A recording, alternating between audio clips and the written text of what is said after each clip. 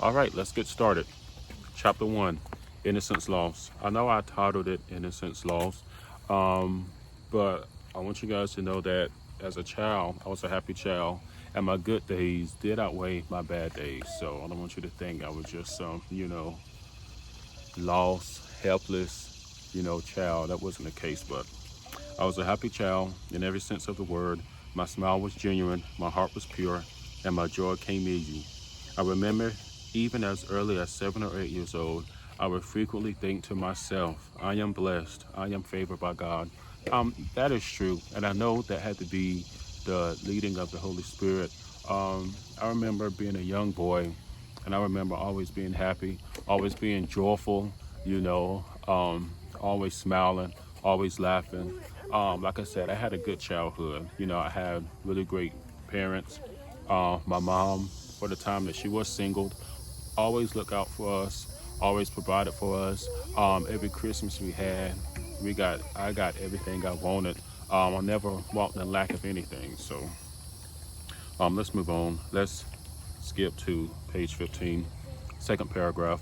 There was another time I was told not to go outside, but I did anyway. While riding my bike around the neighborhood, it started to drizzle lightly. Instead of heading home, I made the adventurous decision to close my eyes, lift my head towards the cloudy sky, and pedal as fast as I could through the rain.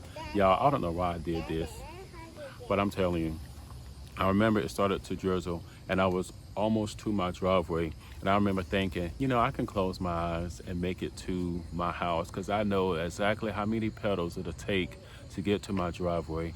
Y'all, I don't know why I did that. That's just silly stuff we did as a child. But like I put in this chapter, there was a parked 18-wheeler across the street from my house, and I hit that 18-wheeler. And y'all, I remember when I opened my eyes, the whole front wheel of my bicycle was bent out of shape. My skin and my nail was hanging off my finger. I remember crying. There was blood everywhere. I had to get rushed to the doctor for them to, I remember them cutting the skin off. I remember them saying, God, what happened? And I remember them putting ointment on it. But that just goes to show you what you'll see later on in this book.